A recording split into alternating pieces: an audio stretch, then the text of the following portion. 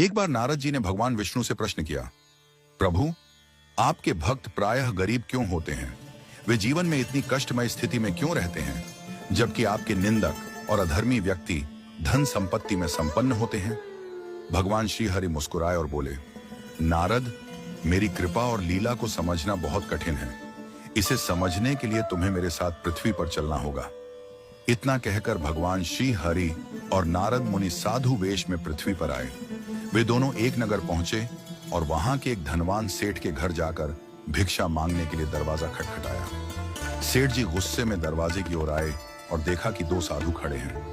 भगवान ने प्रेम से कहा, भैया, बहुत भूख लगी है, कृपया थोड़ा भोजन दे दीजिए। सेठ जी यह सुनकर क्रोधित हो गए और बोले, तुम लोगों को शर्म नहीं आती? मेहनत करके खाने में क्या कठिनाई है? जाओ, जाकर किसी होटल से खाना मांगो, यहाँ भीख मांगने मत आओ। सेठ का यह व्यवहार देखकर नारद जी को बहुत दुख हुआ।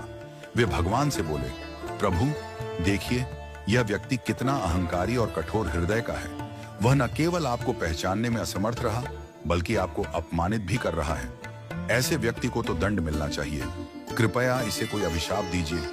भगवान मुस्कुराए और बोले, नारद, मेरी लीला अपरंपार है। देखो, मैं इसे अभिशाप नहीं बल्कि आशीर्वाद देता हूँ। यह कहकर भगवान ने सेठ को और अधिक धन संपत्ति बढ़ाने का वरदान दे दिया।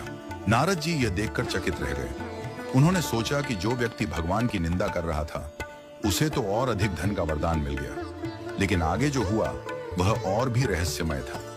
इसके बाद भगवान और नारद मुनि नगर के बाहर एक वृद्धा के छोटे से झोंपड़े के पास पहुंचे।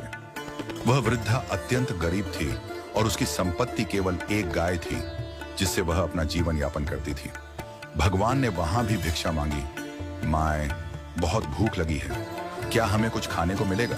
वृद्धा अपने झोंपड़े से बाहर आई और आनंदित होकर बोली, प्रभु, मेरे पास आपके लिए देने को बहुत कुछ तो नहीं है, लेकिन जो भी है वह आपका ही दिया हुआ है। कृपया इसे स्वीकार करें। यह कहकर वृद्धा झटपट अंदर गई और अपनी गाय का ताजा दूध निकालकर 2 कटोरे में ले आई।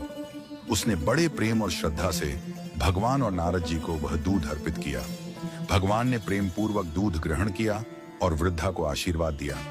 नारद जी यह देखकर प्रसन्न हुए और बोले, प्रभु, ये देखिए, ये भक्त आपको कितने प्रेम से भोग अर्पित कर रही है। इसने अपने पास जो भी था वह सब कुछ आपको समर्पित कर दिया। कृपया इसे कोई बड़ा वरदान दीजिए जिससे इसका जीवन सुखी हो जाए। भगवान ने थोड़ी देर सोचा और वृद्धा की गाय को मरने का अभिशाप दे दिया। यह सुनकर नारद जी अत्यंत व्याकुल हो गए। उन्होंने कहा, प्रभु, यह आपने क्या किया? यह तो आपकी